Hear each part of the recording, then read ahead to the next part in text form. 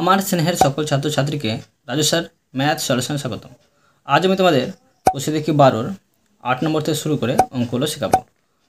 আমি পার্ট 1 এবং পার্ট 2 আগের অঙ্কগুলো সুন্দরভাবে শিখেছি। তোমরা চাইলে সেগুলো দেখে নিতে পারো প্লেলিস্ট থেকে। আজকে আমি তোমাদের খুব সুন্দরভাবে এবং সঠিক নিয়মে সহজ পদ্ধতি অঙ্কগুলো শেখাবো। তোমরা পুরো ভিডিওটা ভালোভাবে দেখবে, নয়তো বুঝতে পারবে না এবং বেশি দিন মনে রাখতে পারবে না। চলো শুরু করি। তোমরা অঙ্ক বোঝার সময় অবশ্যই কিন্তু পাশে বই রাখবে, তাতে তোমাদের বুঝতে সুবিধা হবে। আমি শেখাবো তোমাদের কোষে দেখি 12 অঙ্ক লিখে নিয়েছি। এবার শেখাবো 8 নম্বরের অঙ্ক। 8 নম্বর লিখে নিলাম। এবার দেখো প্রশ্নে কি করতে বলা হয়েছে। প্রশ্ন বলা হয়েছে রেশমি খাতুন 3টি সমান মাপের গ্লাস শরবত পূর্ণ করেছে। এই 3টি গ্লাসের শরবতে জল ও সিরাপের পরিমাণের অনুপাত যথাক্রমে 3:1, 5:3 ও 9:7। আমি এই 3টি গ্লাসের শরবত একটি বড় পাত্রে ঢেলে দিলাম। হিসেব করে দেখি এই নতুন পাত্রে জল ও সিরাপের পরিমাণের অনুপাত কি হলো। আমি তোমাদের সুন্দর নামে শিখেছি, তোমরা মন দিয়ে বুঝবে। দেখো প্রশ্নে 3টি পাত্রের কথা বলা হয়েছে, তো আমি প্রথম পাত্রের হিসাবটা বের করছি। দেখো লিখে নেব প্রথম পাত্রের শরবতের জল ও সিরাপের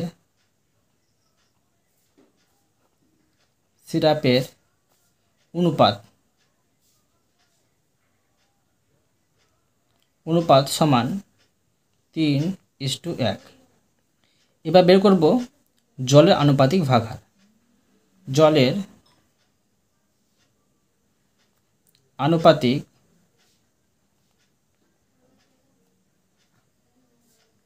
ভাগ হার সমান 3টা হচ্ছে জলের, 3টা উপরে, আর 3 যোগ 1, তো কত হচ্ছে?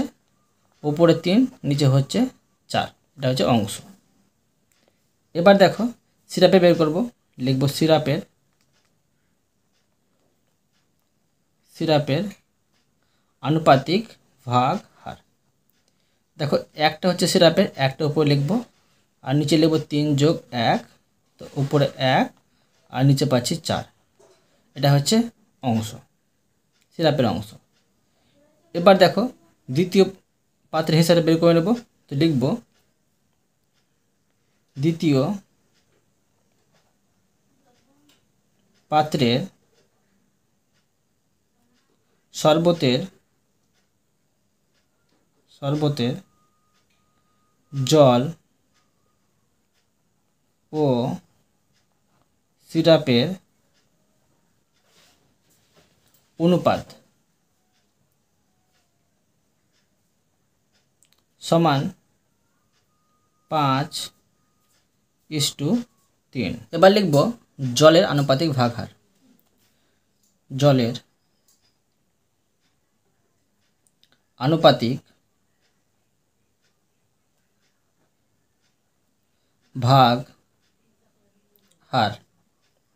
দেখো এখানে ছিল দ্বিতীয় পাত্রে জল ছিল 5, আর 5 যোগ 3 লিখতে হবে, তো উপরে 5, নিচে হচ্ছে 8, এটা অংশ। এবার লিখব সিরাপের আনুপাতিক ভাগহার। তো 3টা ছিল সিরাপের, নিচে লিখব 5 যোগ 3, তো উপরে 3, নিচে হচ্ছে 8, এটা হচ্ছে অংশ। এবার দেখো তৃতীয় পাত্রের হিসাবটা বের করব। তো লিখব তৃতীয় পাত্রের শরবতের জল ও সিরাপের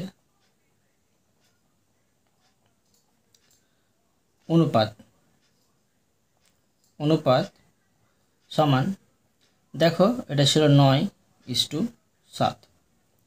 এবার বের করব যে জলের আনুপাতিক ভাগহার। জলের আনুপাতিক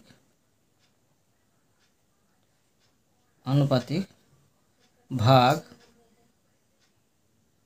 হার সমান, উপর লিখব 9 আর নিচে লিখব 9 যোগ 7। সমান উপরে 9 আর নিচে হচ্ছে 16। এবার দেখো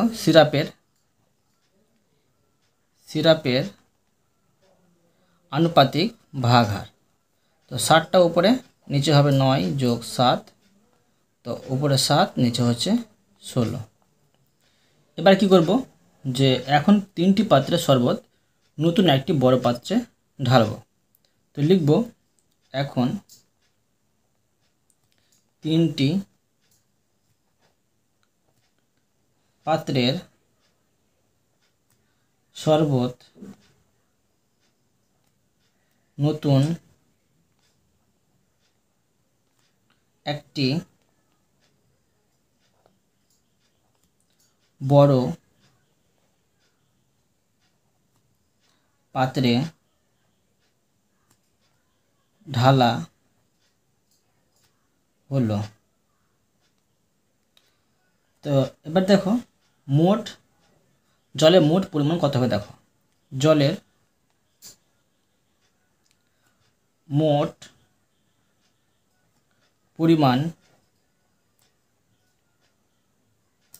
হলো, দেখো প্রথম পাত্রে জল ছিল, মানে জল পেয়েছিলাম এত অংশ, যোগ দ্বিতীয় পাত্রে পেয়েছিলাম এত অংশ, আর তৃতীয় পাত্রে পেলাম 9/16 অংশ। এখন কি করব, এই 3টি পাত্রকে একসাথে ভগ্নাংশে যোগ করে নেব। তো 4, 8, 16 একসাথে লসাগু করে নেব। যারা ভগ্নাংশে যোগ বিয়োগ করতে জানো না তারা কিন্তু প্লেলিস্ট থেকে দেখে নেবে, একটি ভিডিও করে দেওয়া আছে যে কীভাবে ভগ্নাংশে যোগ বিয়োগ করতে হয়। প্লেলিস্টটির নাম হচ্ছে ইম্পর্টেন্ট ভিডিও, দেখে নেবে। তো 4, 8, 16 লসাগু করলে হয় 16। এবার এই 16কে 4 দিয়ে ভাগ করলে 4 হয়, আর 4কে 3 দিয়ে গুণ করলে হয় 3, 4, 12, 12 বসবে। যোগ 16কে 8 দিয়ে ভাগ করলে 2 হয়, 2 এর সাথে 5 গুণ করলে 10 হয়। যোগ 16কে 16 দিয়ে ভাগ করলে 1 হয়, 1কে 9 দিয়ে গুণ করলে 9 হয়। তো সমান দেখো 12, 10, 9 যোগ করে হচ্ছে 31, আর নিচে হচ্ছে 16। এটা হচ্ছে অংশ। এটা কিন্তু জলের মোট পরিমাণটা বেরিয়ে গেল। এবার বের করব যে সিরাপের মোট পরিমাণ। তো লিখব সিরাপের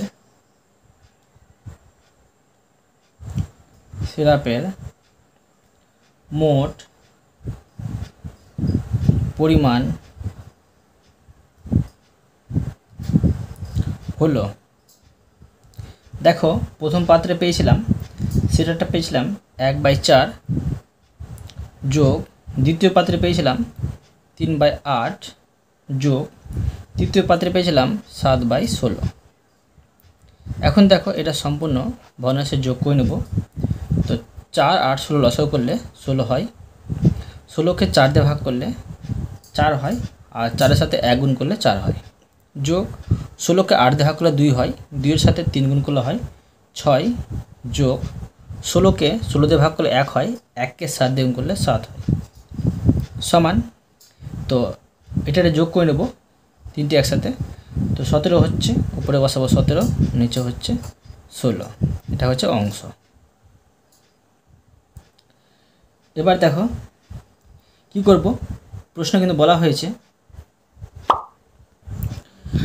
আমি এই 3টি গ্লাসের শরবত একটি বড় পাত্রে ঢেলে দিলাম, হিসেব করে দেখি এই নতুন পাত্রে জল ও সিরাপের পরিমাণের অনুপাত কি হলো। মানে কি করতে হবে, যে জল আর সিরাপকে এক জায়গায় কিন্তু ঢালতে হবে। তো আমি করে নিচ্ছি, দেখো লিখে নেব যে অতএব বড় পাত্রে জল ও সিরাপ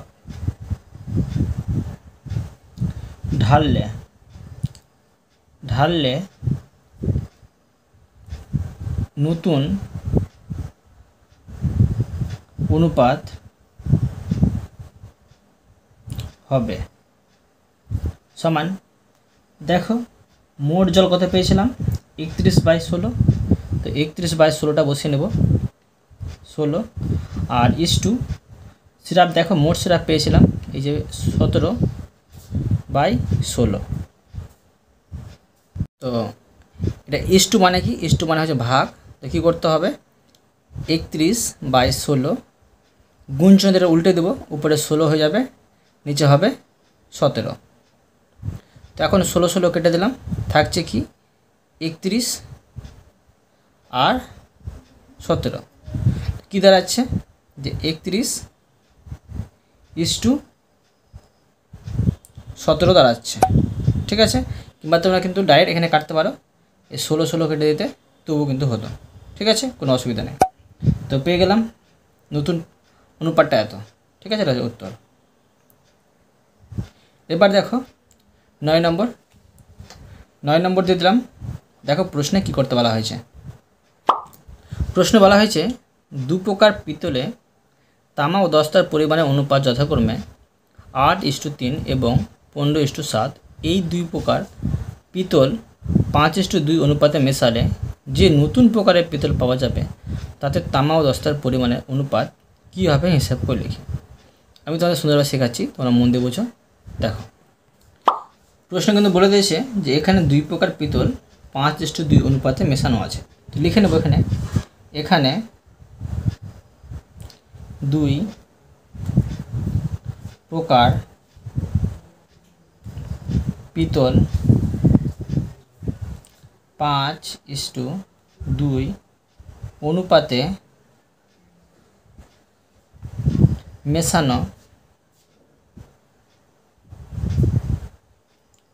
আছে।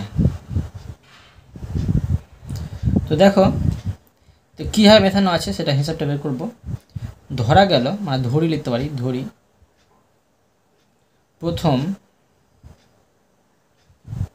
প্রকারের পিতল 5x একক এবং দ্বিতীয় প্রকারের পিতল 2x একক পরিমাণ মেশানো হয়েছে। এখন দেখো লিখব যে প্রথম প্রকারের মধ্যে তামা ও দস্তার অনুপাত। প্রথম প্রকারের মধ্যে তামা ও দস্তার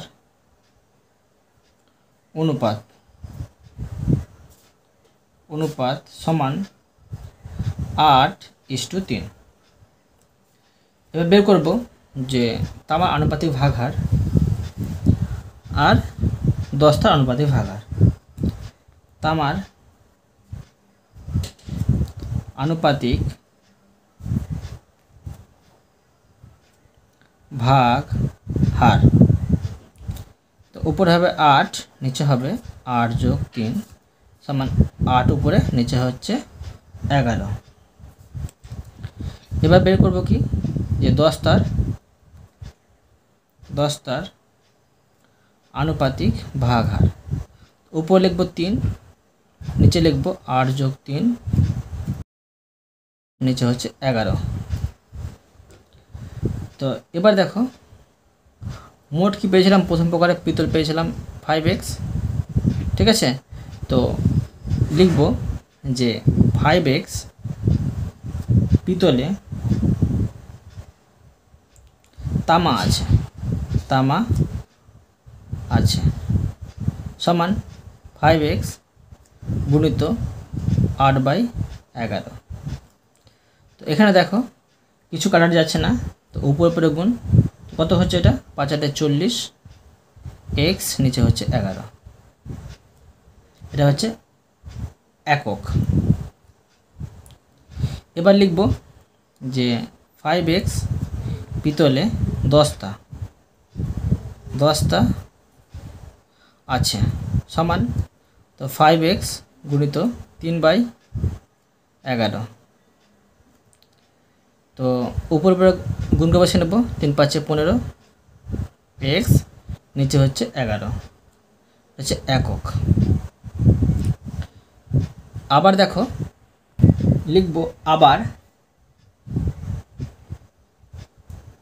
দ্বিতীয় প্রকারের হিসাবটা বের করবো। ঠিক আছে, সে লিখব দ্বিতীয় প্রকারে মধ্যে তামা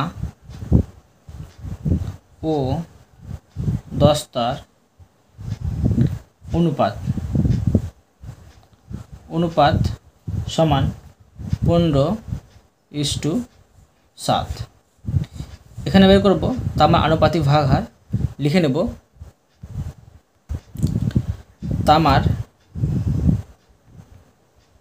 আনুপাতিক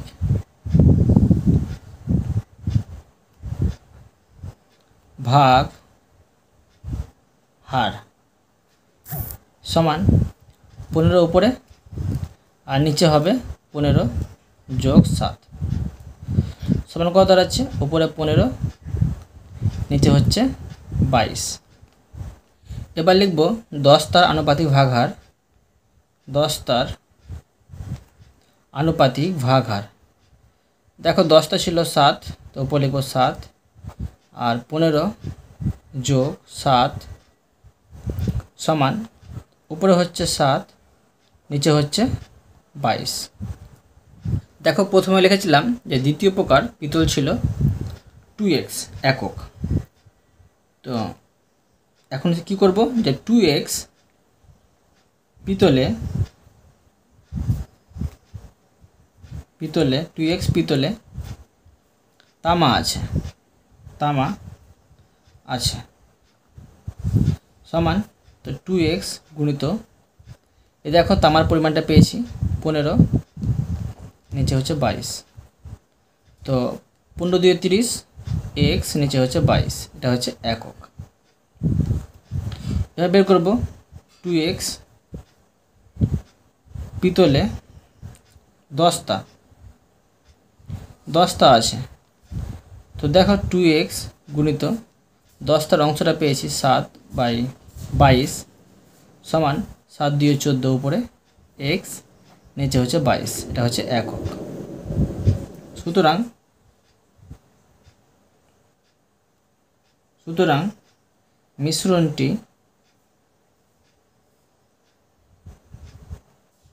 মিশ্রণটিতে মোট তামার পরিমাণ, মানে মোট তামা বের করব, মানে তামা দুটোকে একসাথে মিশিয়ে নেব। প্রথম প্রকারের তামা আর দ্বিতীয় প্রকারের তামার পরিমাণ সমান, দেখো প্রথম প্রকারে তামা পেয়েছিলাম কত? তামা পেয়েছিলাম 40x/11 আর দ্বিতীয় প্রকারে তামা কত পেলাম? 30x/22। এখন কি করতে হবে? এটাকে একসাথে যোগ করে নিতে হবে। তো ভগ্নাংশে যোগ করে নেব সমান 11/22 লসাগু করলে 22 হয়, 22কে 11 দিয়ে ভাগ করলে 2 হয় আর 2 এর সাথে 40 গুণ করলে 80 হয়, 80x যোগ 22কে 22 ভাগ করলে 1 হয়, 1কে 30 দিয়ে গুণ করলে 30x হয় সমান 80 আর 30 হচ্ছে তোমার 110x আর নিচে হচ্ছে 22। দেখো এটা 2 দিয়ে কাটা যাচ্ছে, এটা হচ্ছে 55 আর এটা হচ্ছে 11, মানে 11 দিয়ে, তো উপরে 55x আর নিচে হচ্ছে 11 একক। এটা কী বের করলাম? মিশ্রণটিতে মোট তামার পরিমাণ। এবার বের করব মিশ্রণটিতে মোট দস্তার পরিমাণ। লিখব যে মিশ্রণটিতে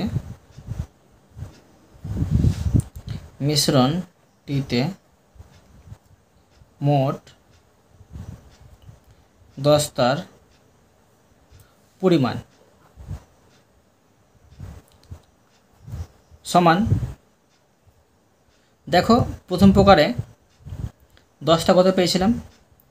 প্রথম প্রকারে 10টা পেয়েছিলাম 15 x/11 যোগ দ্বিতীয় প্রকার দেখো 10টা পেয়েছিলাম 14x/22, ঠিক আছে, এই দেখো পেয়েছিলাম। এখন কি করবো, এটাকে ভগ্নাংশের যোগ করে নেব। ভগ্নাংশের যোগ করলে এটা হবে 11 22 লসাগু করলে হয় 22, 22কে 11 দিয়ে ভাগ করলে 2 হয়, আর 2 এর সাথে 15 যোগ করলে হয় 30x, যোগ 22কে 22 দিয়ে ভাগ করলে 1 হয়, 1-এর সাথে 14 গুণ করলে 14x হয়, সমান 30 আর 14 যোগ করে নেব। তো কত হচ্ছে 44 হচ্ছে, x নিচে হচ্ছে 22। এখন কাটাটি করে নেব। এটা কাটাটি করলে হবে দেখো 11 দুটো যাচ্ছে, তো 4 11 44 আর 11 2 22। এখন দেখো আরও যাচ্ছে কাটাটি, এটা হচ্ছে 2 2 4, মানে কি থাকছে 2x এখানে থাকছে, ঠিক আছে।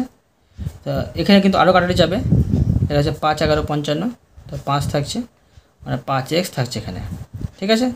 তো 5x একক এটা, আর এখানে থাকছে 2x একক। এখন কি করতে হবে দেখো, যে বলেছে এই দুই প্রকার পিতল এত অনুপাতে মেশালে যে নতুন প্রকার পিতল পাওয়া যাবে, তো তাতে তামা ও দস্তার পরিমাণের অনুপাত কীভাবে হিসাব করি। তো এখন নতুন প্রকার পিতলে মিশিয়ে পাওয়া যাবে তামা ও দস্তার পরিমাণের অনুপাত, সেটা বের করব। বের করে দেওয়া আছে দেখো, লিখব নতুন পিতলে তামা ও দস্তার পরিমাণের অনুপাত। অতএব নতুন পিতলে তামা ও দস্তার পরিমাণের অনুপাত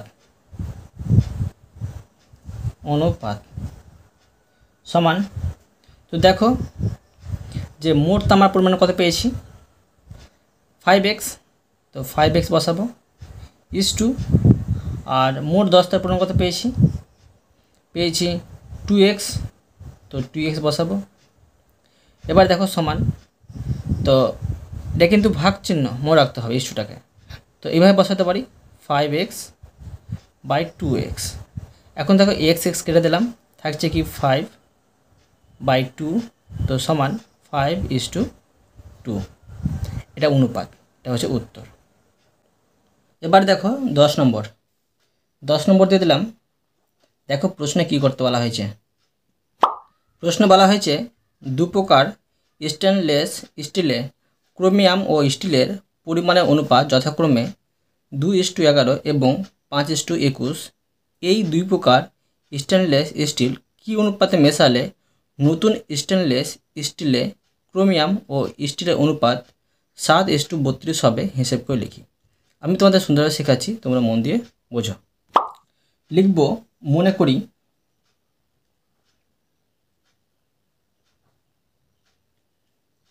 প্রথম প্রকার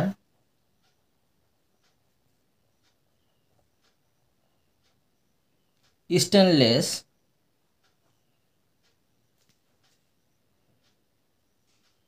স্টিলের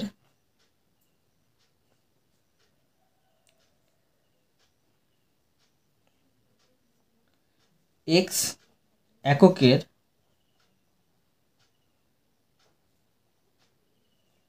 সাথে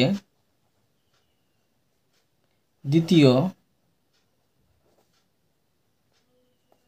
প্রকার স্টেনলেস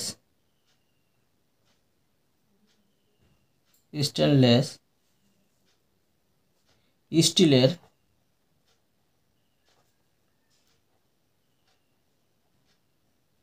y একক মেশাতে হবে, অর্থাৎ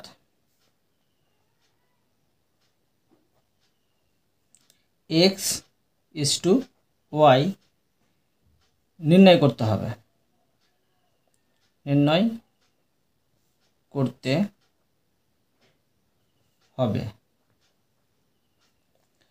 এবার লিখব দেখো প্রথম প্রকার স্টিলের মধ্যে ক্রোমিয়াম ও স্টিল অনুপাতটা লিখে নেব।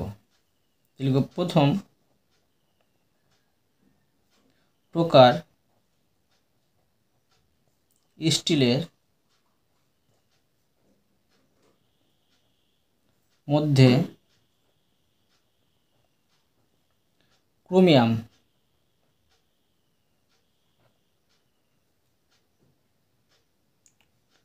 ও স্টিল, দেখো কত অনুপাতে আছে, 2:11 এই অনুপাতে কিন্তু আছে। এখন বের করব ক্রোমিয়াম এর আনুপাতিক ভাগার। তো ক্রোমিয়াম এর আনুপাতিক ভাগ হার সমান উপরে হবে 2, নিচে হবে 2+11। তো উপরে 2 আর নিচে হচ্ছে 13। এবার বের করব স্টিলের আনুপাতিক ভাগার। স্টিলের আনুপাতিক ভাগ হার উপরে 11, নিচে হবে 2+11 সমান উপরে 11, নিচে হবে 13। এবার লিখব x একক স্টেনলেস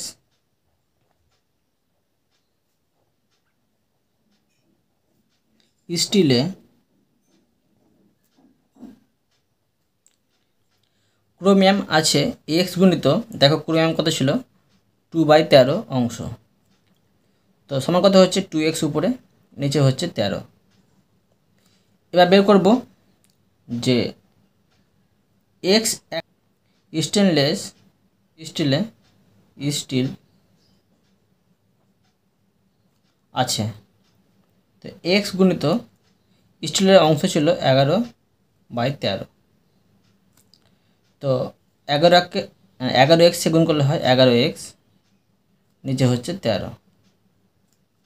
এগুলো হচ্ছে একক, এটা হচ্ছে একক।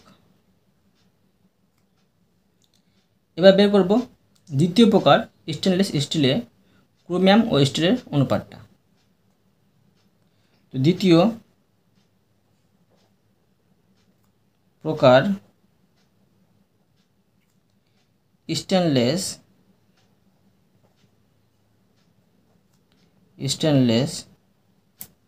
স্টিলে ক্রোমিয়াম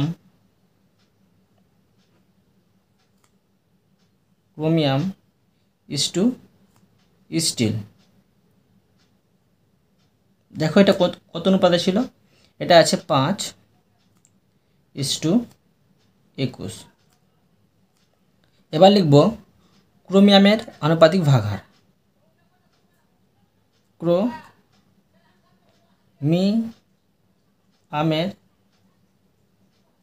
আনুপাতিক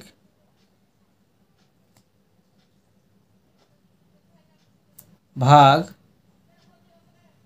হার সমান উপরে হবে 5, নিচে হবে 5+21। তো উপরে 5 আর নিচে হচ্ছে তোমার 26। এবার লিখব স্টিলের আনুপাতিক ভাগ হার। স্টিলের আনুপাতিক ভাগ হার সমান উপরে হবে 21, নিচে হবে 5+21।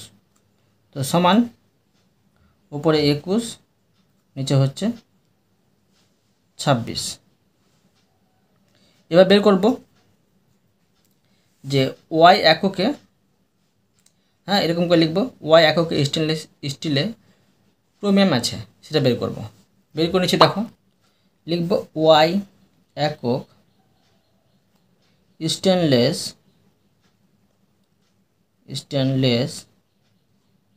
স্টিলে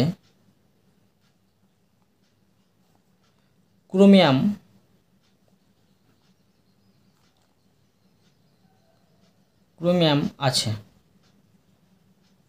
তো y গুণিত, দেখো ক্রোমিয়ামের অংশ কত পেলাম, 5/26 পেয়েছি, তো কত হচ্ছে 5 উপরে আর নিচে হবে 26, এটা একক। এবার লিখব ওয়াই একক স্টেনলেস স্টিলে স্টিল আছে সমান ওয়াই গুণিত, দেখো স্টিল কত বেরিয়েছে, স্টিল বেরিয়েছে 21/26, তো সমান হচ্ছে 21y/26 একক। এবার কি করব, এই দুই প্রকার স্টেনলেস স্টিল মেশাবো। মেশালে কি হবে, প্রশ্ন কিন্তু বলে দিয়েছে 7:32 হবে। তো লিখে নেব যে এই দুই প্রকার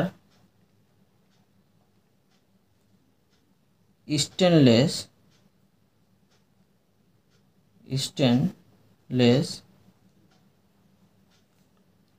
স্টিল মেশানোয়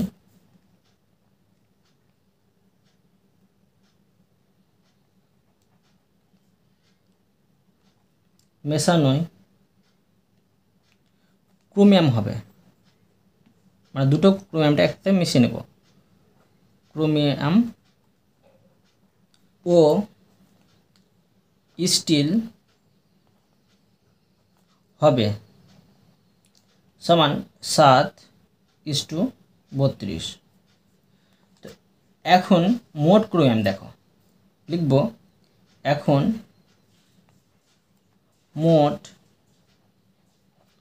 ক্রোমিয়াম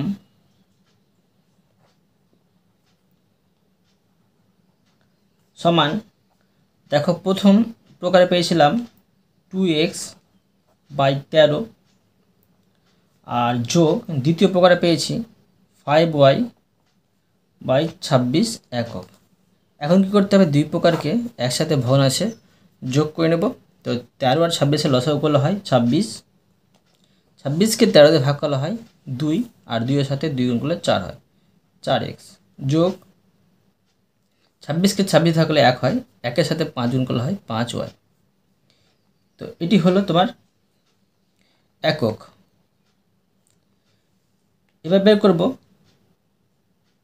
যে এটা মোট ক্রোমিয়াম, এখন বের করব মোট স্টিল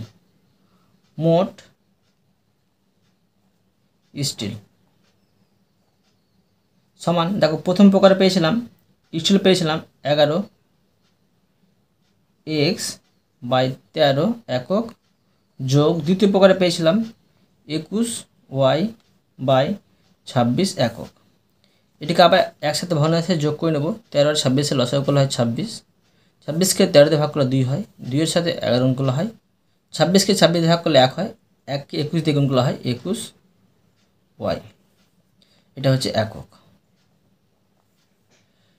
এবার দেখো প্রশ্ন অনুসারে সাজিয়ে নেব। প্রশ্নে এটা বলা হয়েছে, তো লিখতে পারি যে প্রশ্নানুসারে।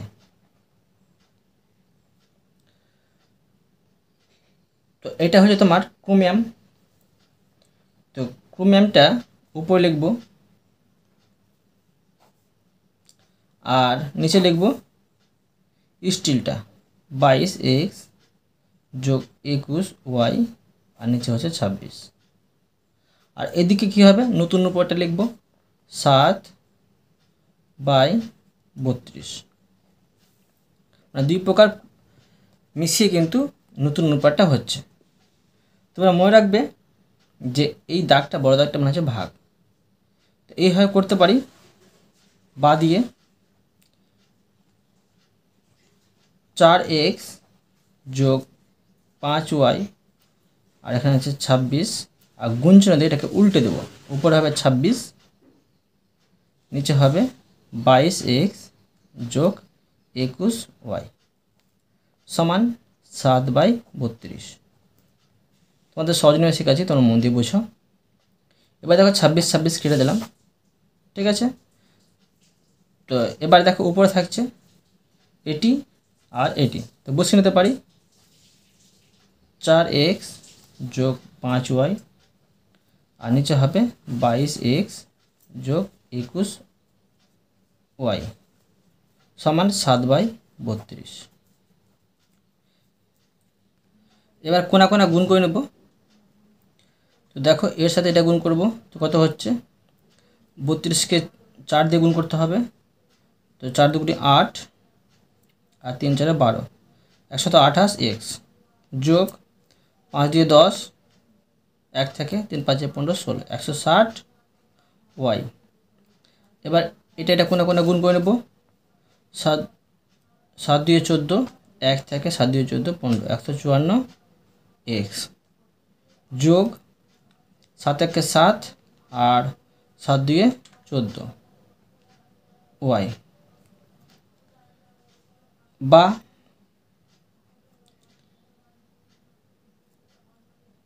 28 মানে 128x বিয়োগ